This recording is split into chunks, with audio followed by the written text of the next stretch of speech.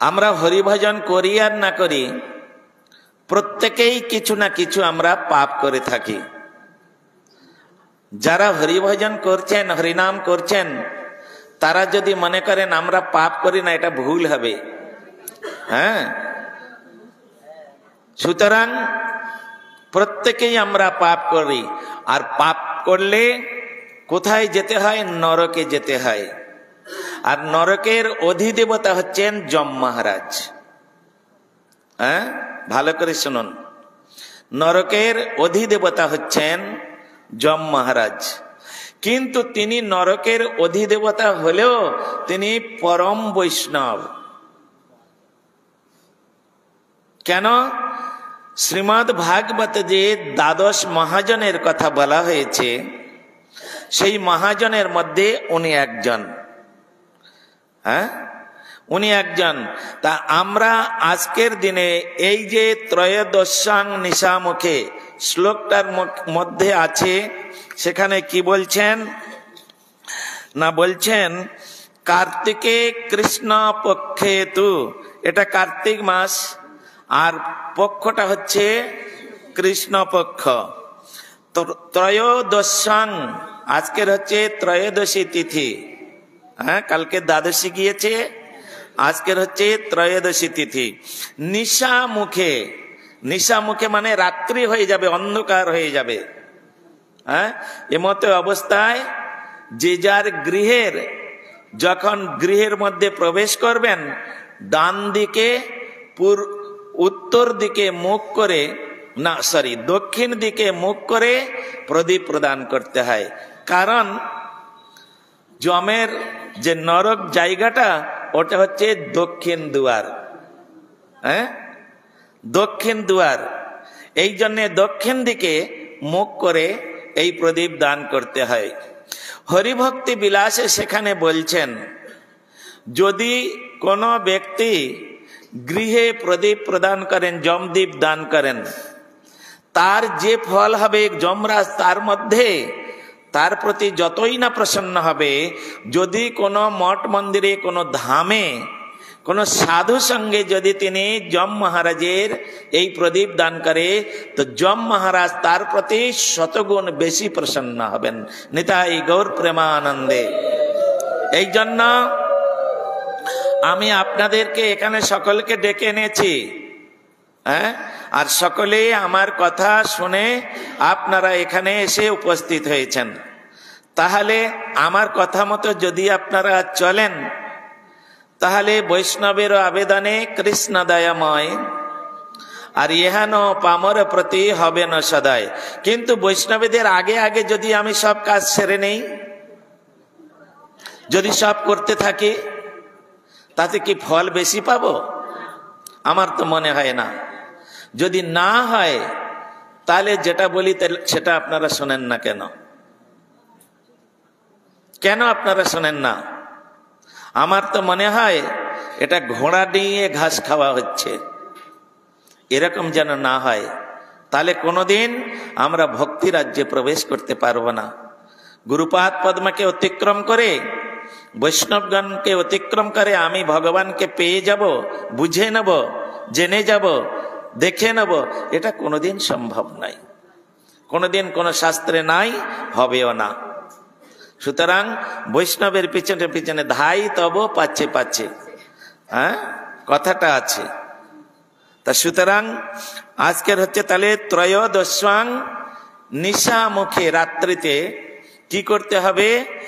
যম দীপং বহির দদ্দাত, যারা গৃহের ভিতরে থাকবে, গেটের ভিতরে থাকবে, তারা কিন্তু এই ফল লাভ করতে পারবে না। এক পা যদি গেটের মধ্যে থাকে, তাদের কোনো ফল হবে না, সব বাইরে চলে যেতে হবে। হ্যাঁ, বহির দদ্দাত একদম শ্লোকের মধ্যে বলে দিয়েছেন। যম দীপং বহির দদ্দাত অপমৃত্যু বিনশ্যতি।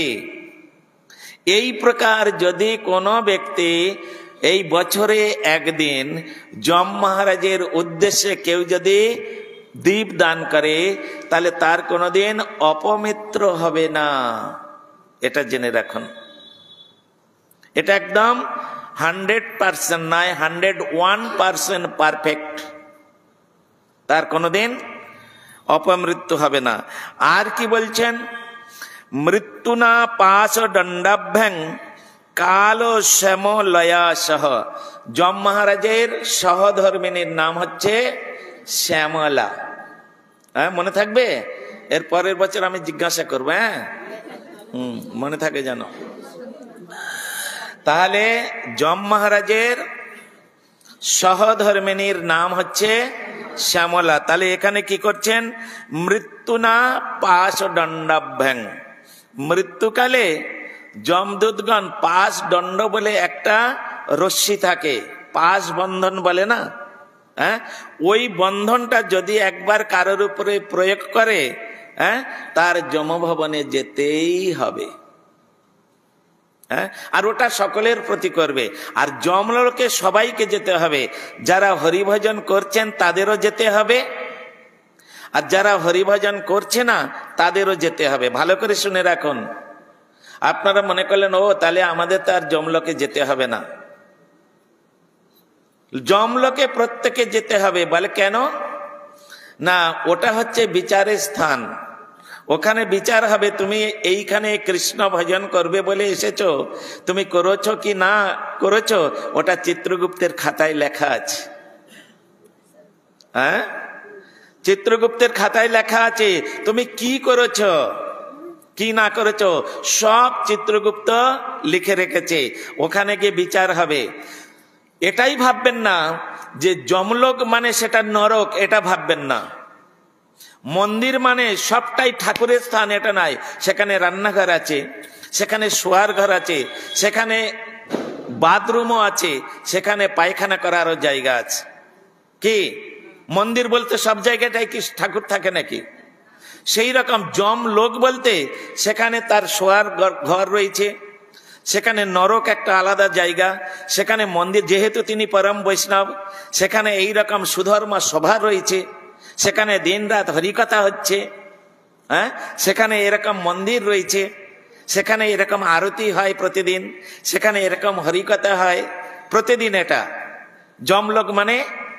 কেউ যদি আমাকে এমনি কথায় কথায় বলে দাঁড়া তোকে আমি যমের বাড়ি পাঠাবো, হ্যাঁ, আরে সে তো পরম বন্ধু। কোনো ব্যক্তি যদি, আপনারা দিদিরা বাবুরা সব প্রভুরা বসে আছেন, যদি আমাকে যমের বাড়িতে পাঠান না, তো আপনাদের আমি চরণ ধরে আর 7,000 বার আপনাদের চরণ ধুলি মাথায় করব।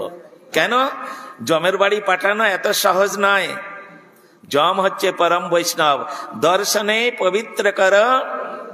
তাহলে সেখানে যেতে কারোর, যারা ভয় পায় তারা হচ্ছে বোকা, তারা মূর্খ। যমের বাড়ি যেতে, হ্যাঁ, নরকে যখন বলবে নরকে তোকে পাঠাবো, তখন কিন্তু একটু মুশকিল আছে। হ্যাঁ, যমের বাড়ি গিয়ে সেখানে তো আমি যম মহারাজের সঙ্গে আমি এইরকম সুন্দর সুধর্ম সভায় বসে ভগবানের কথা শুনতে পাবো। আর ওই রকম বৈষ্ণবের মুখে ভগবানের কথা মানে অমৃতময় কথা, ও তো পবিত্র করবেই। হ্যাঁ, তো এই জন্যে এখানে বলছেন মৃত্যুনা পাশ দণ্ডাভ্যাং কাল সমলয়া সহ। এই যে তাদের প্রতি যারা মৃত্যুকে বরণ করবে, করে যারা যমলোকে যাবে, তারা কি করবে না পাশ দণ্ডাভ্যাং, ওই পাশ বন্ধন অবস্থা তাদের কোনোদিন, আচ্ছা পাশ দণ্ড যেটা, এটা তাদের ভোগ করতে হবে না। তাদের কি করতে হবে? কাল মানে যমরাজ, হ্যাঁ, কয়কাল ল বিসর্গ, কাল মানে যমরাজ। তিনি কি করছেন? শ্যামলয়া সহ, যারা এই পার্থিব জগতে হরিনাম করে, হরিভজন করে, তখন ওই যমরাজ ওখানে যাবার পরে চিত্রগুপ্ত খাতা দেখে বলবেন, প্রভু এ ছোটবেলা থেকে হরিভজন করেছে, তোমার প্রসাদ সেবা করেছে, তোমার ভক্তগণের সেবা করেছে, সুতরাং এবারে কি বিচার হবে আপনি করুন। ওখানে সব লেখা আছে। এ ওর বাড়ি থেকে চুরি করেছে, এ ওকে গালাগালি দিয়েছে, এ ওকে মন্দ কথা বলেছে, এ মাপ কম দিয়েছে, যারা ব্যবসা করে, হ্যাঁ, মাপ কম দিয়েছে, যত কিছু অন্যায় এবং অন্যায় নয় সব কিছু নেগেটিভ পজিটিভ চিত্রগুপ্তের খাতায় লেখা আছে। আর উনি তখন ওইভাবে সব বলতে থাকবে।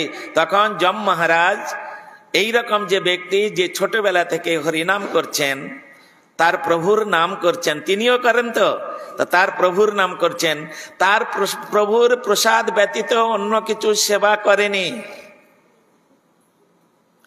আর গুরু বৈষ্ণবের সেবা করেছেন, এই রকম ব্যক্তিকে তখন কি করছেন, কাল ও শ্যাম ও লয়া সহ, তার সেই যমরাজ সহধর্মিণী সহ কি করেন না, বলছেন এই ত্রয়োদশাং দীপদানাত, আর হরিভজন তো করছেন, আর সাধু সঙ্গে যদি কোনোদিন বছরে এই রকম সাধু সঙ্গে এই কার্তিক মাসে কৃষ্ণপক্ষের যে ত্রয়োদশী, সেই ত্রয়োদশীর দিনে যদি কেউ এই রকম যম মহারাজের এই মন্ত্র উচ্চারণ করতে করতে যদি একবার বছরে একবার যদি এই দীপ প্রদান করে, তাহলে সূর্যাজ, সূর্যাজ মানে সূর্য মানে সূর্য, সূর্যাজ মানে সূর্যের পুত্র, যম হচ্ছেন সূর্যের পুত্র। তিনি কি করতেন, প্রিয়তাম ইতি,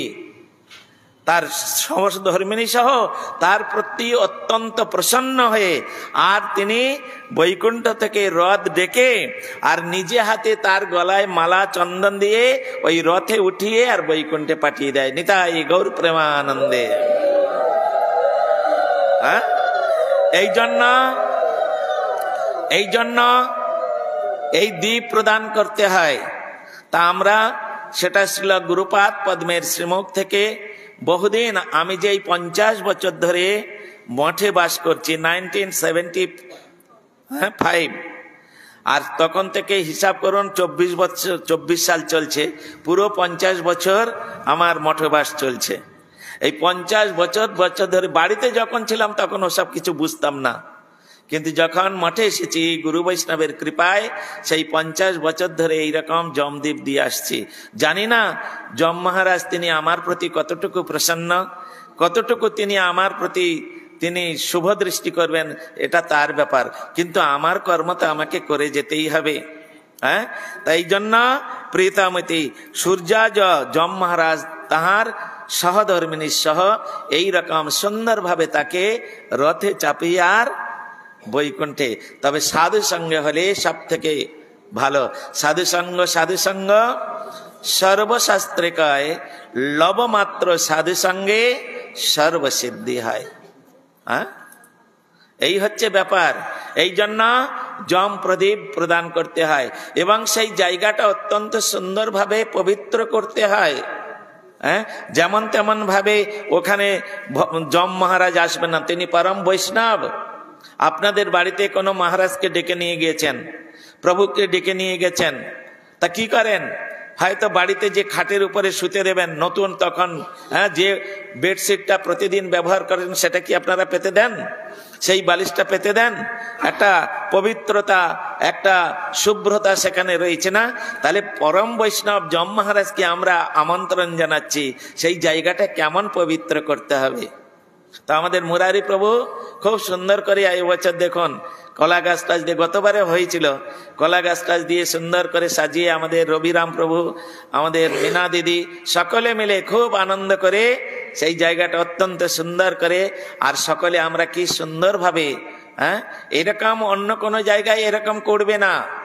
এটা গুরু মহারাজ থাকাকালীন আমরা নবদ্বীপে করতাম, কখনো কখনো বৃন্দাবনে যেতাম, তখন পূজ্যপাদ নারায়ণ গোস্বামী মহারাজ তিনি এই সমস্ত আমাদের শিক্ষাগুলো দিয়েছেন। আর সেই শিক্ষা গ্রহণ করে আজও পর্যন্ত আমি যেখানেই থাকি, ছোট হোক বড় হোক, এই মতো অবস্থায় আমি এই রকম ভাবে যম মহারাজের সম্মান, এটা যম মহারাজের তার প্রতি সম্মান দেখানো। আর যম মহারাজ বলছেন সেখানে, এই ত্রয়োদশাং দীপদানাত সূর্যাজ, অর্থাৎ যম মহারাজ তিনি বলছেন কার্তিক মাসের কৃষ্ণপক্ষে ত্রয়োদশী তিথিতে যদি কেউ আমার উদ্দেশ্যে দীপ প্রদান করে, তাহলে আমার দূতগণ তাদের দিকে কোনোদিন ফিরেও তাকাবে না। কত সুন্দর কথা দেখুন। হয়তো তার এই জগতে জন্মগ্রহণ করতে হবে সাধন ভজনের জন্য, কিন্তু আমার যে যদি মৃত্যুমুখে যখন পতিত হবে, আমার দূতগণ তার দিকে ফিরেও তাকাবে না। কেন?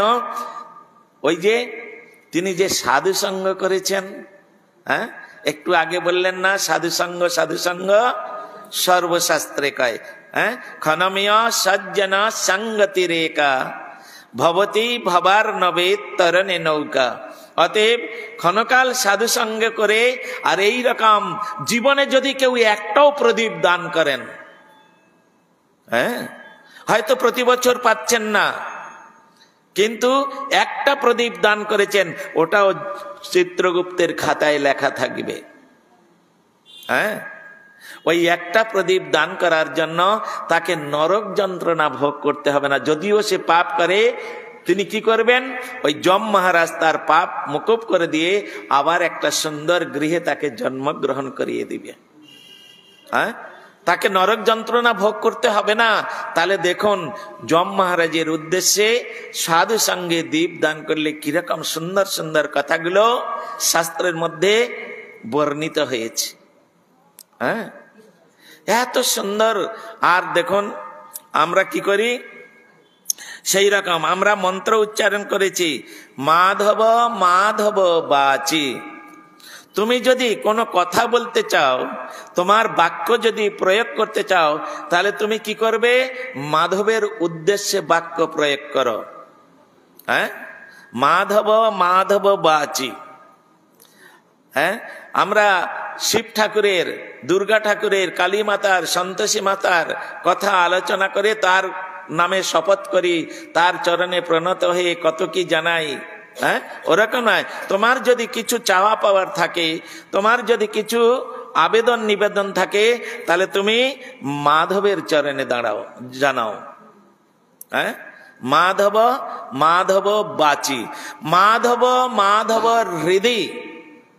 হ্যাঁ, তুমি যদি হৃদয় সিংহাসনে কাকেও বসাতে চাও, সেখানে কালী নয়, দুর্গা নয়, শিব নয়, সন্তোষী নয়, মাকাল নয়, ঘেটু নয়, হ্যাঁ, কোন মানব নয়, কোন মুনি ঋষি নয়, কেউ নয়। ওই হৃদয় সিংহাসনে একমাত্র রাধা মাধবকে বসাও। হ্যাঁ, মাধব মাধব হৃদয় স্মরন্তি সাধব সর্বে।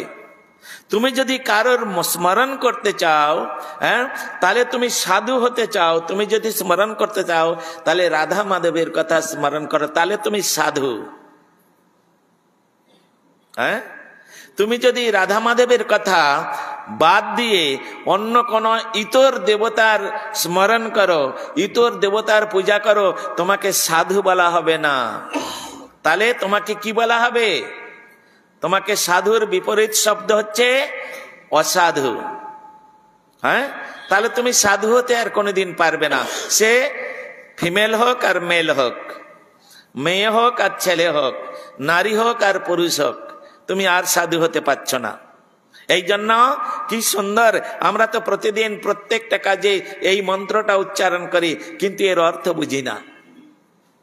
হ্যাঁ, মাধব মাধব বাচে মাধব মাধব হৃদয় স্মরন্তি সাধব সর্বে সর্ব কার্যেষু। তুমি যে কোনো কাজ করবে, হ্যাঁ, যে কোনো কাজ করবে, শুভ হোক অশুভ হোক, যে কোনো কাজ করো, তুমি যদি কোনো অশুভ কাজের মধ্যে প্রবেশ করো, সেখানে যদি ওই অশুভ কাজের মধ্যে প্রবেশ করে আর তুমি বুঝতে পারো, তুমি যদি মাধবের নাম করো, তোমার ওই অশুভ কাজটা শুভ হয়ে যাবে।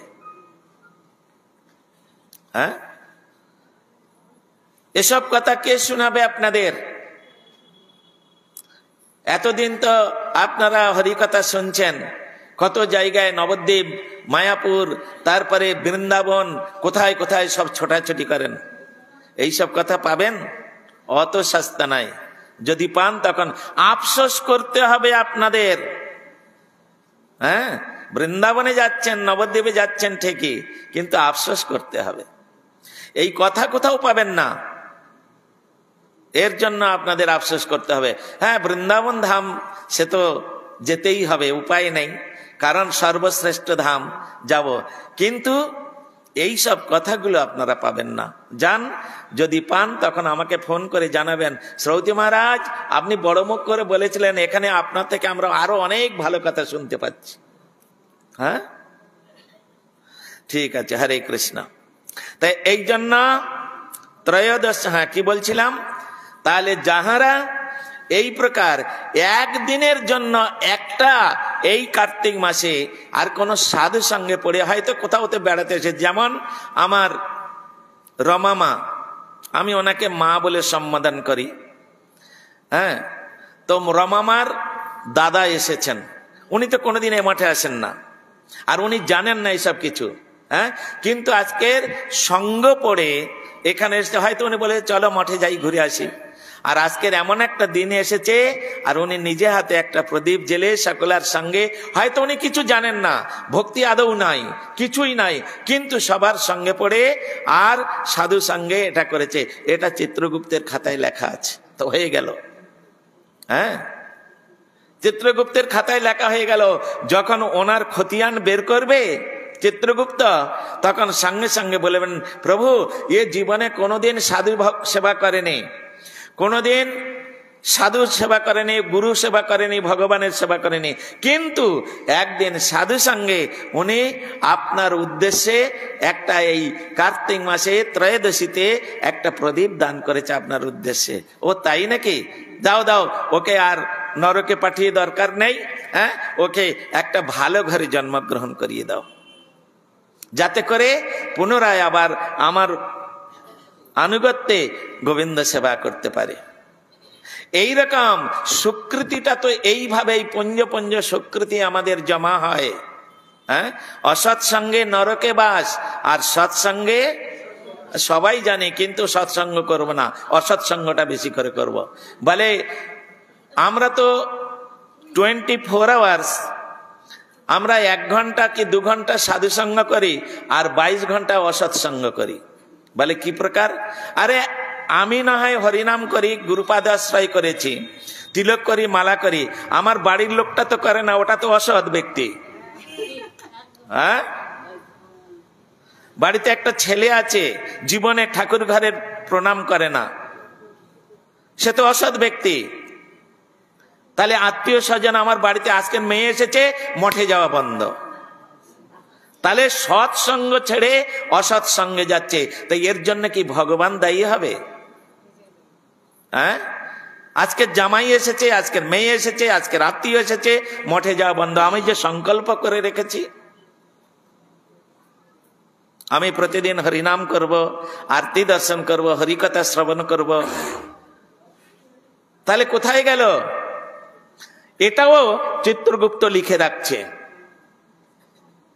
এটাও চিত্রগুপ্ত লিখছে। হ্যাঁ, তাহলে এবারে বলুন, যখন এখান থেকে আমরা ওই জগতে যাব, সেই জমপুরীতে, তখন সেখানে যখন বিচার হবে, যখন আমার খতিয়ানটা খুলবে, তখন বলবে প্রভু এ সংকল্প করেছিল বৈষ্ণবের কাছে, আপনার প্রভুর সামনে, মহাপ্রভুর সামনে, বৃন্দাদেবী গুরু বৈষ্ণবের সামনে সংকল্প করেছে, আজকের ওর আত্মীয় স্বজন এসেছে, তার জন্য সংকল্প ভঙ্গ করে ও আত্মীয় স্বজনের সেবায় মেতেছিল। বলে দেবে, অত সস্তা নয়। আর তখন কি ফল হবে এবারে তিনিই বুঝবেন, কোথায় পাঠাবে। হয় শরীর সাধন, শরীর পতন, তা নাহলে মন্ত্রের সাধন। আমি যখন সংকল্প করেছি আমার শরীর যাই যাক, আর এই জগতে আমি কোনো অসৎ সেবা করব না। সকলেই জানি সৎসঙ্গে স্বর্গে বাস, অসৎসঙ্গে নরকে বাস। তা আমরা অধিকাংশ সময় তো অসৎসঙ্গ করে বসে আছি। কতক্ষণ টিকবে এই 2 ঘন্টা সৎসঙ্গ, 22 ঘন্টা অসৎসঙ্গ? কতক্ষণ টিকবে বলুন? এই সমস্ত বিষয়গুলো আমাদের বুঝতে হবে, জানতে হবে। হরিভজন খুব সহজ, আবার এইরকম মায়াগ্রস্ত জীবের কাছে খুব কঠিন। হ্যাঁ, যারা মায়া থেকে একটু বেরিয়ে আসতে পেরেছেন তাদের কাছ থেকে খুব সহজ। মীরাবাইয়ের মতো ব্যক্তি, তিনি রাজরানী ছিলেন, তার উপরে অত্যাচার কম হয়নি। লাস্টে তিনি সবাইকে পরিত্যাগ করে চলে গেলেন, আমার দরকার নেই তোদের। হ্যাঁ, মেরে তো গিরিধারী গোপাল দোসরা না কই, আমার কারোর দরকার নাই, হে গিরিধারী তুমি আমার থাকলে চলবে। কেন? এই জগতে যাদের সঙ্গে আমার সম্বন্ধ হয়েছে এরা সব হচ্ছে স্বজনাক্ষ দস্যু। আছে না, বিফলে সেবেন কৃপণ দুরজন চপল সুখ লব লাগিরে। এরা হচ্ছে দুর্জন, এদের সেবা করে এদের সঙ্গে কোনোদিন আমি ভগবানের কাছে যেতে পারবো না, এরা ভগবানের থেকে আমাদেরকে দূরে সরিয়ে আনবে। তা সুতরাং আমাদের চিন্তা ভাবনা করতে হবে। হ্যাঁ, এই জন্য শেষের দিন, দিন ভয়ঙ্কর, যেদিন রবির নন্দন বাঁধবে কষে। রবির নন্দন কে? যম। তা যম তো নিজে আসবে না, তার দূতদের পাঠাবে, যা ওই পাপীটাকে ধরে নিয়ে আয়। তো এই জন্য চিন্তা ভাবনা করতে হয়। তা এই সব ব্যাপার আমাদের শাস্ত্রে লিপিবদ্ধ। বিশেষ করে হরিভক্তি বিলাস আপনারা আলোচনা করবেন, সেখানে এই কার্তিক ব্রতের মহিমা, যম দীপ দানের মহিমা, ঠাকুর মন্দিরে 14 দীপ দানের মহিমা, আর এই যে দামোদর ব্রতের মহিমা কত সুন্দরভাবে সেখানে বর্ণনা করেছেন শ্রীল সনাতন গোস্বামী, শ্রীল গোপাল ভট্ট গোস্বামী। কত সুন্দরভাবে বর্ণনা করেছেন, শুনলে আপনারা চকিত হয়ে যাবেন। হ্যাঁ, আর এত সুন্দর বাতাবরণ পেয়ে, এত সুন্দর মাসে এত সুন্দর ব্রত অবলম্বন করে, আর আমরা যদি ওই রকম কৃপণ ব্যক্তির সেবা করি, হ্যাঁ, আত্মীয় স্বজন জামাই মেয়ে নিয়ে যদি পড়ে থাকি, তাহলে ভগবান উপর থেকে হাসবেন, তুই সংকল্প করেছিলি কি আর করছিস কি? হ্যাঁ, সংকল্প আমরা দুবার করেছি, এই যে করলাম একটা সংকল্প। আবার যখন মাতৃগর্ভে ছিলাম, পাগুলো উপরের দিকে মাথাটা নিচের দিকে ছটফট করছি, তখন ভগবানকে ডেকেছিলাম, ভগবান দর্শন দিয়েছিলেন। হ্যাঁ, জননী জঠরে ছিলাম যখন বিষম বন্ধন পাশে, একবার প্রভু দেখা দিয়া মরে বঞ্চিলে এ দিন দাসে। তখনও ভাবেন জন্ম পাইয়া করিব ভজন তব, আর জন্ম হইল পড়ি মায়া জালে, না হইল জ্ঞান লব। হ্যাঁ, তখন ভগবানের পাদ পদ্মে হস্ত রেখে আমরা প্রত্যেকে প্রতিজ্ঞা করেছি, হে ভগবান, এই মাতৃগর্ভে এই জঠরগ্নি আর আমি সহ্য করতে পারছি না, গর্ভ যন্ত্রণা আমি আর সহ্য করতে পারছি না, অতএব আপনি আমার এই গর্ভ থেকে বের করে দেন। আমি আপনার চরণে হাত দিয়ে প্রতিজ্ঞা করছি, সংকল্প করছি, আমি এখান থেকে ভূমিষ্ঠ হয়ে তোমার ভজন করব। কিন্তু জন্ম হইল পড়ি মায়া জালে, না হইল জ্ঞান লব। তাহলে কি হলো? তখন আদরের ছেলে স্বজনের কোলে হাসিয়া কাটানো কাল, জনক জননী স্নেহেতে ভুলিয়া সংসার লাগিল ভাল। হ্যাঁ, ক্রমে দিনে দিন বালক হইয়া খেলেন বালক সহ, আর কিছু দিনে জ্ঞান উপজিল পাঠ পড়িয়া অহরহ। বিদ্যার গৌরবে ভ্রমে দেশে দেশে ধন উপার্জন করে, স্বজন পালন করি এক মনে তোমারে ভুলে নহরি। স্বজন পালন আমি করি এক মনে, ভুলেন তোমারে হরি। প্রতিজ্ঞার কথা ওখানে বৈষ্ণবগণ এই পথটার আকর দিচ্ছেন। আমি প্রতিজ্ঞার কথা কথা ভুলে যে গেলাম, আমি আত্মীয় স্বজন পেয়ে মত্ত হলাম, আমি জামাই মেয়ে পেয়ে মত্ত হলাম, আমি প্রতিজ্ঞার কথা ভুলে যে গেলাম। আমি ভজব বলে এসেছিলাম, আমি প্রতিজ্ঞার কথা কথা ভুলে যে গেলাম। বলে হায় হায় আমার কিবা হবে। হ্যাঁ, আমার গতি কি হবে? আমি প্রতিজ্ঞা করেছিলাম ভগবানের হাতে চরণে হাত রেখে প্রতিজ্ঞা করলাম, আর এখানে একদম সাক্ষাৎ বৈষ্ণব গুরু বৈষ্ণব বৃন্দাদেবী মহাপ্রভুর সামনে রেখে প্রতিজ্ঞা করলাম। সংকল্প মানে প্রতিজ্ঞা, সংকল্প শব্দের অর্থই হচ্ছে প্রতিজ্ঞা। হ্যাঁ, কিন্তু একদিন যদি আমি মরে যাব, আমার শরীর চলে যাবে, তথাপিও সেই রমা একাদশীর মাহাত্ম্যে আছে। হ্যাঁ, রমা একাদশীর মাহাত্ম্যে আছে। একজন ব্যক্তি তিনি বিবাহ করেছে, শ্বশুর বাড়িতে সবাই হরিভজন করে, আর সে শ্বশুর বাড়িতে এসেছে, সেদিন ছিল রমা একাদশীর উপবাস। কিন্তু সে তো কোনোদিন একাদশী করতে পারে না, এবং তার শরীরটা অত্যন্ত খারাপ, সে উপবাসটা করতেও পারবে না। কিন্তু আজকের তার স্ত্রী তাকে বলল, দেখো তুমি এমন দিনে আমার বাড়িতে, আমার বাপের বাড়িতে এসেছো, এখানে তোমাকে একাদশী ব্রত করতে হবে, আর যদি করতে না পারো তুমি বাড়ি থেকে চলে যাও, তোমার বাড়িতে চলে যাও। তিনি বললেন, এত কষ্ট করে অত দূর থেকে, স্বীকৃতি হয়তো তার স্ত্রীর জন্য, সহধর্মিনীর জন্য হয়তো একটু পঞ্জীভূত স্বীকৃতি জমা হয়ে গেছে।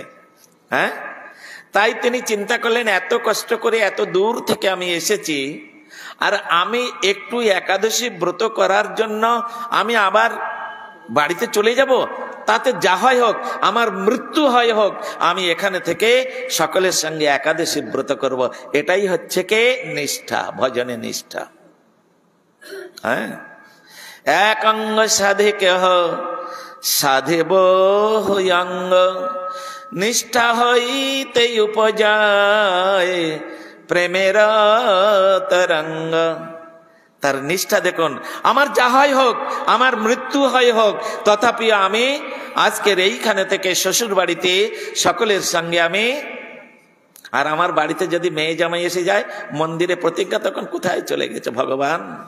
হ্যাঁ, কোথায় রুচিটা আমাদের দেখুন, কোথায় নিষ্ঠা দেখুন, আমাদের নিষ্ঠাটা কোথায়? বলে, মহারাজ ওই চেয়ারে বসে বসে আপনি যত বললেন না কেন, আমরা তো যা করব তাই করব, আপনি বকর বকর যতই করুন না কেন। বলে, কেন? বলে, যত বলবি বল কেনে, কানে পড়েছি তুলো, আর যত কিলাবি কিলা কেনে, পিঠে বেঁধেছি কুলো। হ্যাঁ, মহারাজ তুই যত বলবি বল, আমরা ওসব কান টান দিই না। হ্যাঁ, আমরা তো জামাই মেয়ে নিয়ে থাকবোই, আমরা আত্মীয় স্বজন নিয়ে থাকবো, ও যতই প্রতিজ্ঞা করি, আর যতই সংকল্প করি, আর যত বৈষ্ণবের কাছে কথা দিই, আমরা তো যা করব তা করব। একটা পূজ্যপাত ত্রিদণ্ডী মহারাজকে তুমি দেখেছো না? তো ত্রিদণ্ডী মহারাজ একটা গল্প বলো, তুমি দেখেছো ত্রিদণ্ডী মহারাজকে? হ্যাঁ, তুমি তো দেখবেই। তো ত্রিদণ্ডী মহারাজ শক্তিগড় মঠের মঠেঞ্চার ছিলেন, আর মহারাজের কৃপায় আমি মঠবাসী হয়েছি। হ্যাঁ, ওনার কৃপায়, উনি কৃপা করে যদি না নিয়ে আসতেন আমাকে, তাহলে জানি না আমার দাদার মতো আমি ওই রকম পায়খানার ডোবাতে হাবুডুবু খেতাম। হ্যাঁ, তখন কি আর এইরকম আমার সামনে আপনারা আমার কথা শুনতে আসতেন?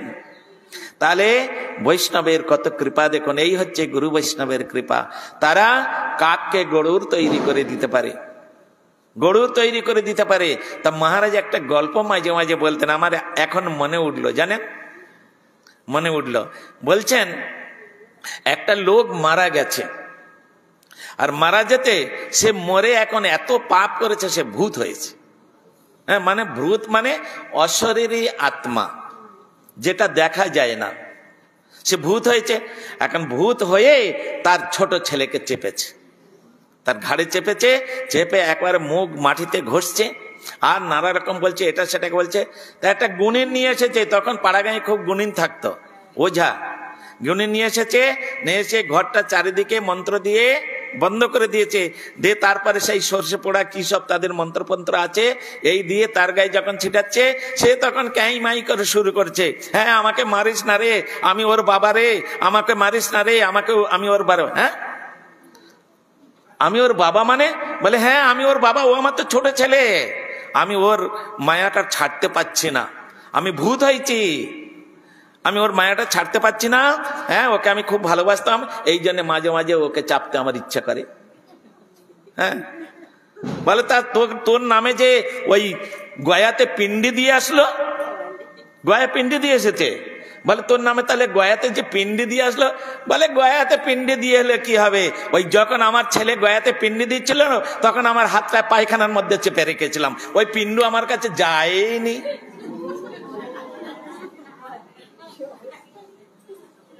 আমি পায়খানার মধ্যে রেখে দিয়েছিলাম, তো পিণ্ড আমার কাছে যায়নি, ওই জন্য আমি পিণ্ড খাইনি। বলে কেন? তার ছোট ছেলেকে যে আমি ভালোবাসি, জামাই মাইকে আমি এত ভালোবাসি, ও সংকল্প যেখানে যাই যাক, আজকে জামাই এসেছে তাকে একটু আদর যত্ন করবো না? হ্যাঁ, এই তো আমাদের চিত্তবৃত্তি। তাই এইরকম ভাবনা নিয়ে, এইরকম চিত্তবৃত্তি নিয়ে কি করে হরিভজন করব বলুন? হ্যাঁ, তাই এই জন্য আগামীকাল হচ্ছে বিষ্ণু মন্দিরে, অন্য মন্দিরে নয়, কিন্তু অন্য মন্দিরে দিলে রিয়াকশন হয়ে যাবে। Every reaction must have recoiled reaction. হ্যাঁ, ভজন করতে গেলে, সাধন ভজন করতে গেলে, হরিনাম করতে গেলে মানুষ উদ্ধার হয়ে যায়, কিন্তু হরিনাম করে আবার নরকেও যেতে হয় যদি অথরিটি শুট না হয়, যদি ফর্মুলা অনুযায়ী না হয়। এই জন্য ফর্মুলা অনুযায়ী চলতে হবে। বিষ্ণু মন্দিরের কথা বলা আছে, এই বিষ্ণু মন্দিরে 14 দ্বীপ প্রদান করতে হয়। কেন না 14টা ভুবন আছে, এ সম্বন্ধে আমরা কালকের আলোচনা করব, কেন 14টা দ্বীপ বিষ্ণু মন্দিরে দিতে হয়। হ্যাঁ, আমরা আগামীকাল সেটা আলোচনা করব। তা এই সমস্ত কথা, অমৃতময় কথা, মহামুনি বেদব্যাস তিনি পুরাণে সমস্ত বর্ণনা করেছেন। আমরা সেই সমস্ত কথা গুরু বৈষ্ণবের মুখ থেকে শ্রবণ করে এবং শাস্ত্র অধ্যয়ন করে যতটুকু সঞ্চয় করতে পেরেছি, আমরা সেগুলো ধীরে ধীরে ধীরে ধীরে আরো যে আমাদের 16 দিন অতিক্রম করতে হবে, আজকে 14 দিন, আরো 16 দিন অতিক্রম করতে হবে। তো এই মধ্যে আমরা ধীরে ধীরে ধীরে ধীরে আরো বহু কথা আমরা শ্রবণ করব। হ্যাঁ, আজকের আমরা এইখানে হরিকথার বিশ্রাম দিচ্ছি। বলো শ্রী যমরাজ মহারাজ কি, বলো সচিদানন্দ গৌর হরে কি। আজকে আনন্দকে প্রদীপটা জ্বালো, ধূপ ধূপ আর প্রদীপ জ্বালো সবাই। ওম তৎকৃষ্ণ পরমম পদ সদা পশ্যন্তি দিবিব চক্ষুর আততম। ওম নমো বিষ্ণু নমো বিষ্ণু নমো বিষ্ণু। মাধব মাধব বাজি মাধব মাধব হৃদি স্মরন্তি সাধব সর্বে সর্ব কার্যেষু মাধবম। ওম তৎকৃষ্ণ পরমম পদ সদা পশ্যন্তি সূরয় দিবিবা চক্ষুরাততম। ওম অপবিত্র পবিত্র বা সর্বাবস্থা গতোবা যস্মরে পুণ্ডরীকাক্ষং স্বপাদ্য অভ্যন্তর শুচি গঙ্গে যমুনে চৈব গোদাবরী সরস্বতী নর্মদে সিন্ধু কাবেরী জলেস্মিন সন্নিধি কুরু। বলো হরে কৃষ্ণ হরে কৃষ্ণ কৃষ্ণ কৃষ্ণ হরে হরে হরে রাম হরে রাম রাম রাম হরে হরে। প্রদীপ জ্বালাতে না করেছিলাম, আগে না করেছে, সবাই প্রদীপ জ্বালাচ্ছে। কেউ প্রদীপ জ্বালাবেন, আমি বলেছি না, যখন বলবো তখন জ্বালাবেন। আপনারা এগুলো খুব বাজে কাজ করেন। দেখি কে কে জ্বালাইছে, তোমাদের জন্যই তো করছি নাকি? কেন আগে থেকে জ্বালাইছো? আমি পূজাই করলাম, তুমি দেখালে হয়ে যাবে। মহা মুশকিল। ধরো মহামন্ত্র ধরো। মহামন্ত্র হরে কৃষ্ণ কৃষ্ণ কৃষ্ণ হরে হরে হরে রাম রাম রাম হরে হরে হরে কৃষ্ণ কৃষ্ণ কৃষ্ণ কৃষ্ণ হরে হরে হরে রাম রাম রাম হরে হরে হরে কৃষ্ণ কৃষ্ণ কৃষ্ণ কৃষ্ণ হরে হরে হরে রাম রাম রাম হরে হরে হরে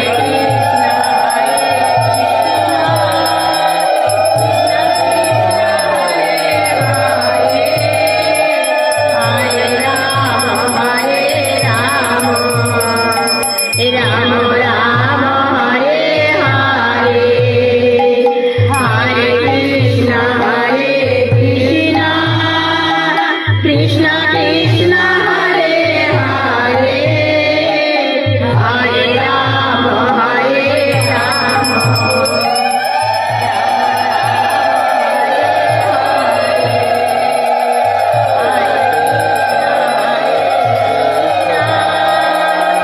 কৃষ্ণ কৃষ্ণ হরে হরে হরে রাম রাম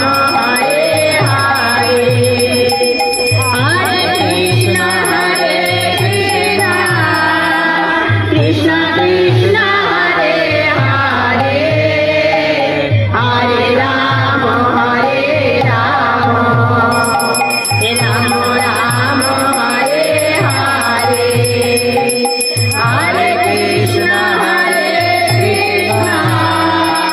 কৃষ্ণ কৃষ্ণ হরে হরে হরে রাম রাম রাম হরে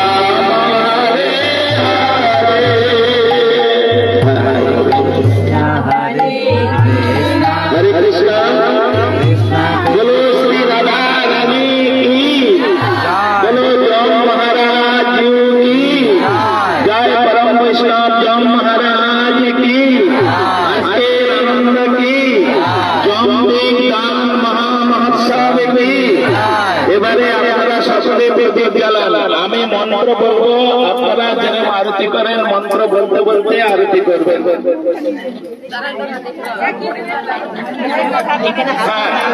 এখন সকলে প্রদীপ জ্বালান, যে যার হাতে প্রদীপ আছে জ্বালান। একটু দূরে দূরে দাঁড়ান, কারো কাপড়ে টাপড়ে যেন না লাগে, একটু দূরে দূরে দাঁড়াবেন। হরে কৃষ্ণ।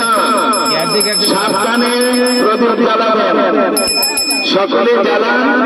জ্বালানোর পরে আপনারা বলবেন আমি মন্ত্র পাঠ করব, তখন মন্ত্র বলে তারপরে আপনারা যেরকম আমি ঘুরালাম ওই রকম ঘুরাবেন। আরেকটা প্রদীপ এরকম। ও এখানে আরেকটা দিল।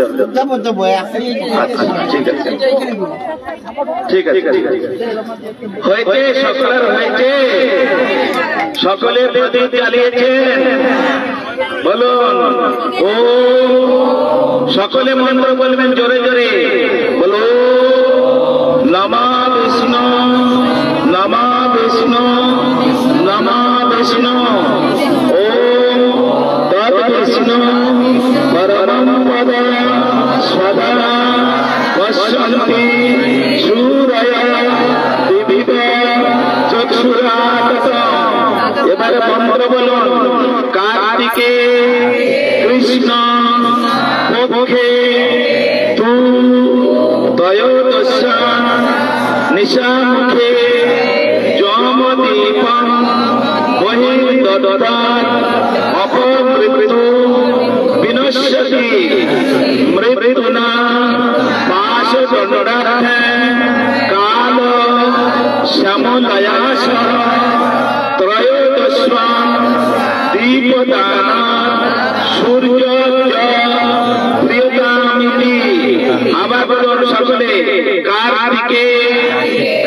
পক্ষে ত্রয়োদশ নিশামুখে যমদীপ বহির্দদাৎ অপমৃত্যু বিনশ্যতি মৃত্যুনা পাশচণ্ডাৎ কাল সমদয়াসহ ত্রয়োদশ দীপদান সূর্যাজ প্রেতামিতি। আবার কার্তিকে কৃষ্ণ পক্ষে ত্রয়োদশ নিশামুখে যমদীপ বহির্দদাৎ অপমৃত্যু বিনশ্যতি মৃত্যুনা পাশচণ্ডাৎ কাল সমদয়াসহ ত্রয়োদশ दीपदान सूर्याज प्रेतामिति। बोलो श्री जय महाराज की, श्यामला देवी की, जय वैष्णव ठाकुर श्री जय महाराज की, जय कीर्तन महामहोत्सव की। आज के आनंद में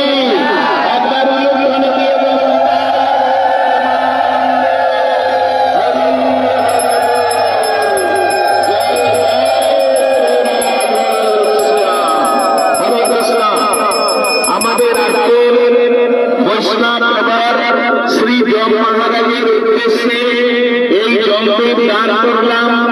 আমাদের রাধা গোবিন্দ শিলগুরুপাদ মহাপ্রভু এবং বৃন্দাবনের সাক্ষী রেখে আমরা এই জলদীপ প্রদান করলাম। হে বৈষ্ণব ঠাকুর, আপনি আমাদের প্রতি প্রসন্ন হন, আমরা যেন আপনার মতো গোবিন্দ সেবা করে আমাদের জীবন ধন্য করতে পারি। নিতাই প্রেমানন্দে।